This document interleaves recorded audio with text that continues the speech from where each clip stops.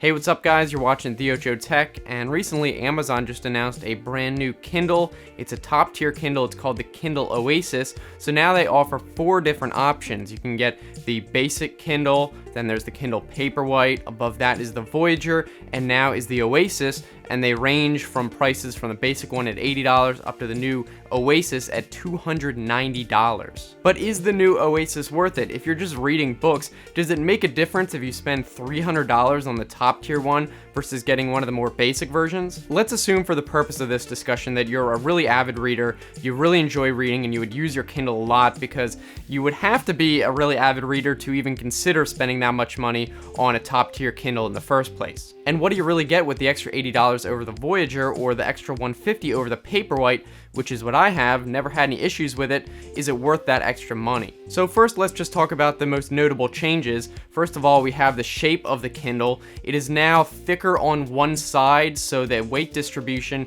is more on one side. They made this so it would more kind of resemble the spine of a book. When you hold a book, it feels more like that. And also, it's so you can hold it in one hand. All the weight is on your hand, so it's not like pushing down and pulling. It's a lot easier to hold because of how it's distributed. And it's also much lighter overall. It's about 4.6 ounces. That's 25% lighter than the Voyager, which is 6.3. Another big difference is the Oasis includes a charging cover. So it comes with a cover and it snaps right onto the back, flush with the back, so you don't have to use it, but you can, and it actually changes the battery life from weeks with just the Kindle to months with the cover on it. And the cover weighs an additional 3.7 ounces, so it's almost as much as the Kindle itself. But what you could just do is when you're done reading, pop on the cover only when you're not reading it, and then it charges in the meantime, and that way you can still get the benefits of the light weight. They also changed the turn page button.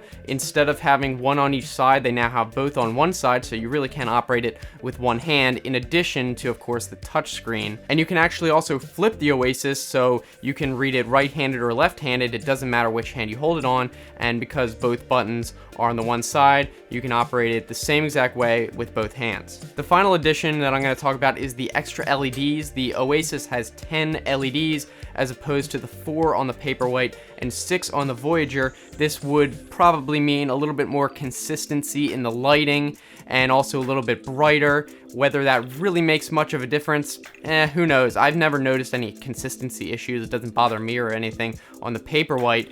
What it probably would make a difference is the brightness. If you're reading in bright daylight, it might help there. Now, there are several similarities between the Oasis and the older versions. For example, the screen resolution is about 300 pixels per inch, so it's the same exact one as the Voyager, although I imagine after a certain point, no one would even notice the difference in resolution. It's just words. I don't even notice it between the Paperwhite and the Voyager that I have, so it doesn't really make much of a difference. And then also, it uses the same processor as the Voyager, so it's not going to be any faster. So is it worth it, all things considered? Well, it really depends on your situation. If you already have a Kindle Voyage, it's probably not worth it to spend all that extra money just for some minor upgrades, in my opinion, unless the ergonomics of the Voyage really bother you and you really want to be able to hold it with one hand or something like that, then you could spend the money if you want. On the other hand, if you were thinking about upgrading whatever Kindle to a Voyage, or you don't have any Kindle and were thinking about getting a Voyage,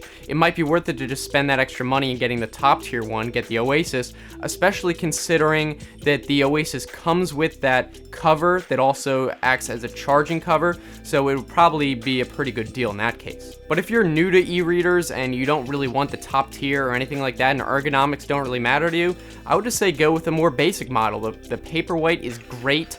It is much more affordable, and they can all hold, no matter what model you have, they can all hold more books than you can ever need. So I think that's really all there is to say about it. If you guys want to check it out, I'll put a link in the description to the Amazon page. Unfortunately, I don't have my hands on it because at this moment, it's only open for pre-order, but hopefully this video was still helpful. If you enjoyed it, be sure to give it a thumbs up so I know you liked it, and let us know down in the comment section what you thought. We can keep the conversation going. Would you rather get a Voyage or a cheaper version, or do you want to go all out and get the top tier? If you guys want to continue watching, I've got some other other videos on the right hand side. You can click those or look in the description for the same link, like if you're on a phone. And if you want to subscribe, I make new videos Monday, Wednesday, Friday, so I think it should be worth it. Looking forward to hearing from you guys either here on YouTube or on Twitter, so thanks for watching. I will see you next time. Have a good one.